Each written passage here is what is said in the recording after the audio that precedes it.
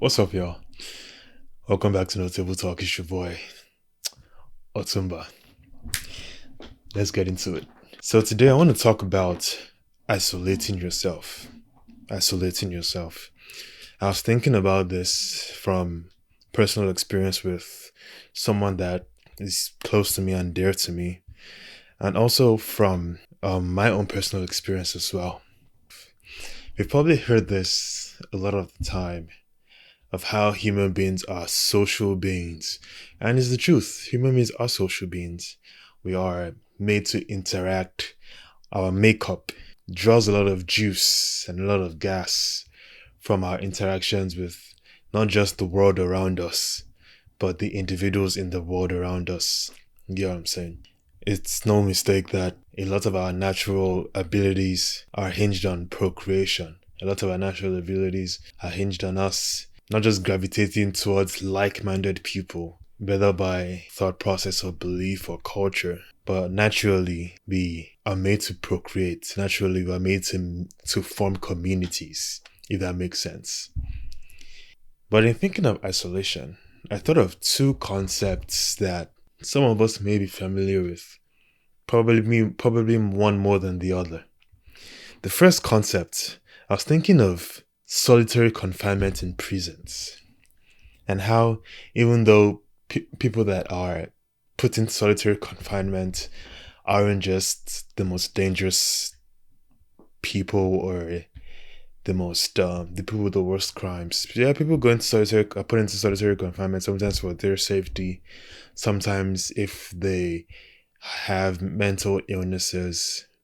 Long and short of it, people are put into solitary confinement because they're deemed unfit for general population, whether it's for their safety or whether it's for the safety of the general population. They're deemed unfit for that general population. That's wild. Because solitary confinement is mostly used as a punitive tool. And this is something that people do willingly. People choose to isolate themselves. And research has been done that people that go into solitary confinement, especially for long periods of time, they're more prone to depression, they're more prone to psychosis, they're more prone to anxiety, rapidly increasing levels of anxiety, they're more prone to suicidal thoughts. You get what I'm saying? And this is something that people do willingly. People willingly isolate themselves. That's wild to me. And I'm not even saying this from the outside looking in. I'm saying this from someone who has been on the inside and who even sometimes even finds himself still on the inside.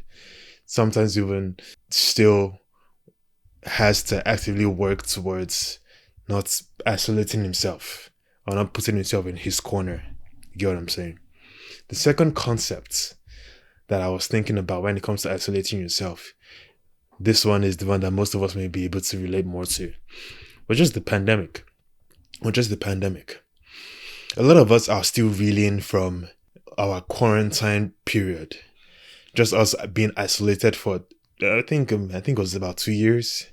A lot of us saw the effects it had on us, and we're still reeling from it. We're still trying to make adjustments to recover from how it affected us.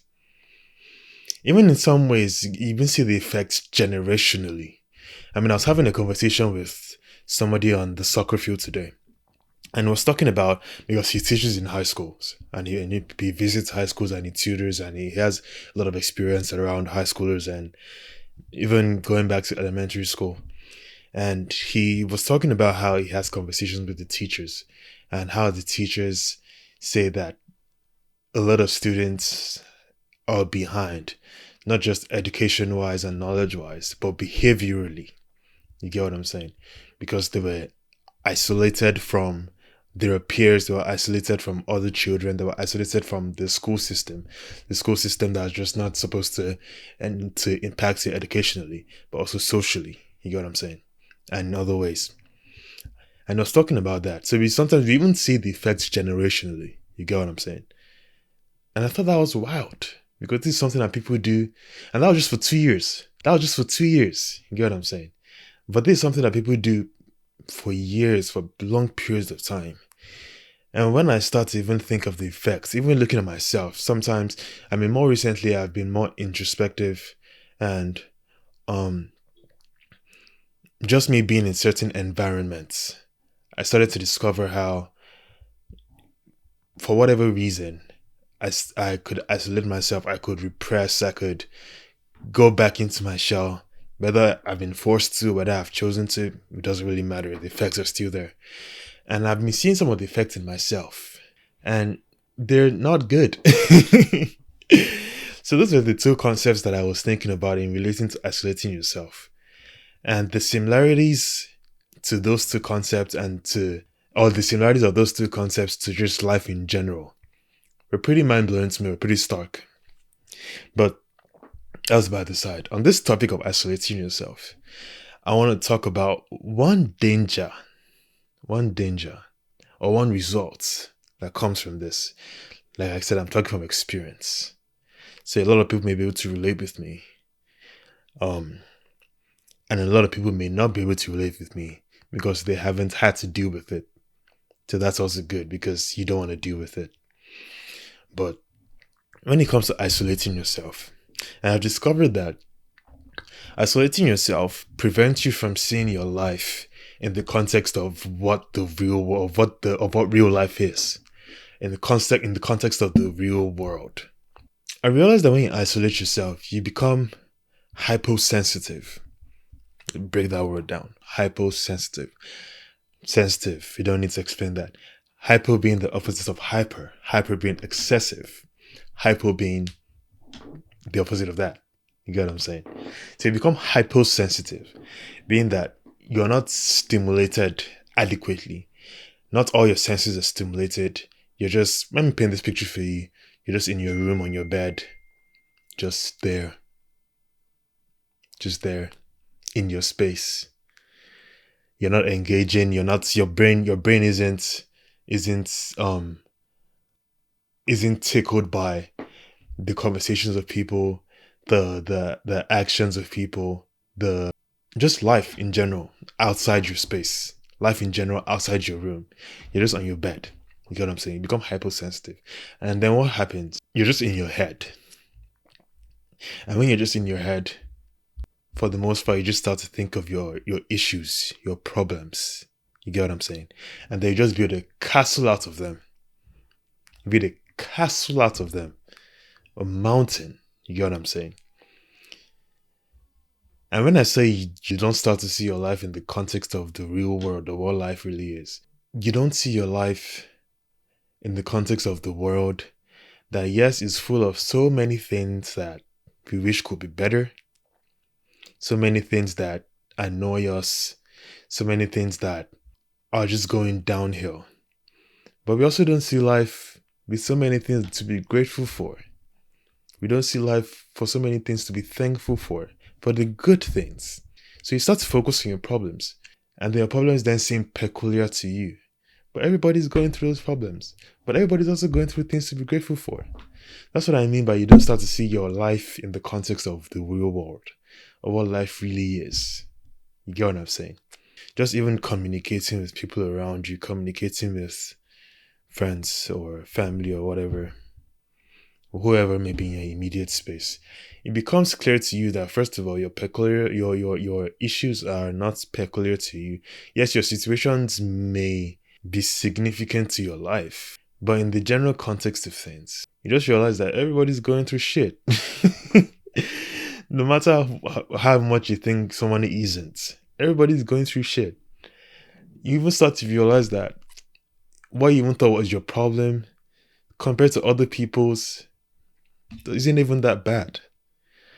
Sometimes your life that you might have even seen as such a chore or such a severe duty that is unjustly cast on you, you start to realize that it may even be somebody else's hope. It may be somebody else's prayer. You get what I'm saying? And all that just comes from isolating yourself. You feel me? And even speaking for my faith, that just even makes you prime target for the devil.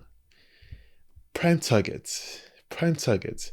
I mean, even if you just watch animals in the wild, especially when lions hunt, not even just lions, most hunters in the wild, be it lions, cheetahs, hyenas, whatever it is, the more isolated you are, even crocodiles, even by the riverside, the more isolated you are, the easier you are to be picked, the more available you are for easy pickings. You get what I'm saying?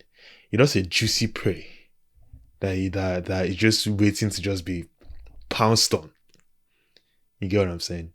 So yeah, there's a saying that says that there's safety in numbers. There is safety in numbers.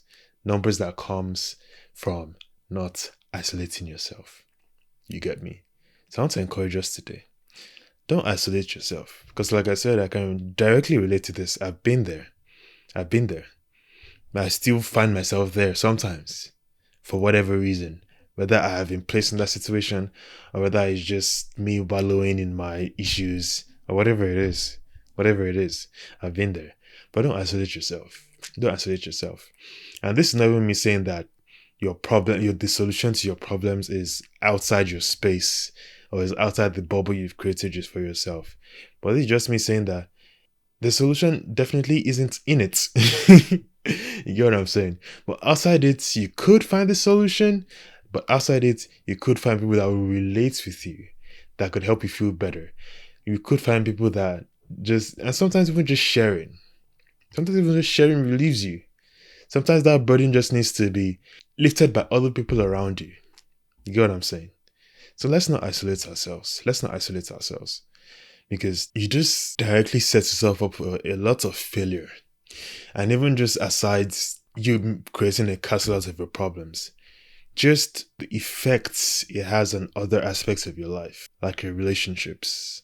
And honestly, in remedying this, I'm not even gonna lie to myself or to any of us and say that it's just that easy to just come out of our shell or our bubble and just share, or just be in the headspace to just bear our hearts out, or just be an open book.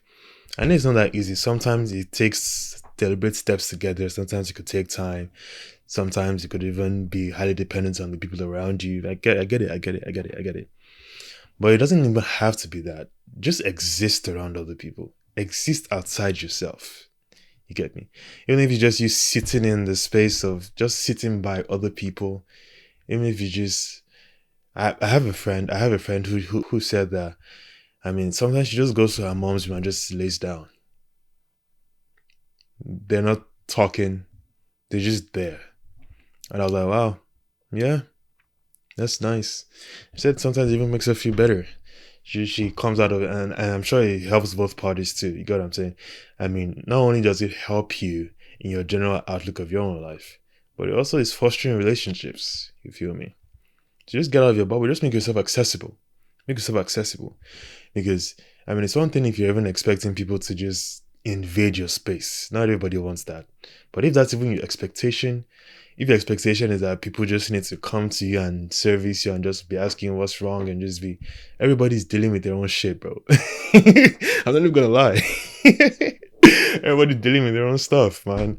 So just make yourself accessible. Don't isolate yourself, man. Please, man. Please. I'm gonna be honest with you guys, man. There are people who have gone through this for long periods of time. And the thing about time is, it's not free. It comes at the cost of majorly age. And you see that the older you get, the more certain actions in your life start to get reinforced. And as those actions in your life start to get reinforced, so do the effects. You get me? And because those effects have taken such deep roots, to then solve those effects, to then go back on those effects, sometimes becomes too much to bear. Sometimes the deed is already done. Sometimes the effects are already done. You can't go back on it. You get what I'm saying? But honestly, it's never too late. The best time is now. The best time to make the change is now. You get me? There's no better time than now. because that's all you have. That's all you have. You can influence. You can't go back to the past. We can't do that, but we can make the change now. Let's not isolate ourselves. Let's not isolate ourselves, because it's a huge disservice to you. It's a huge disservice. Huge disservice. And me even saying I can relate to this. This is me talking to myself. Korede, do not isolate yourself. You can personalize it too, but Korede, do not isolate yourself. Do not isolate yourself. Appreciate you guys. Thank you for watching, listening to another episode of my musings. See you in the next episode. Bye. Sit back, relax, and chill. Grab a glass of wine or a cup of tea, 'cause you're listening to No Table Talk.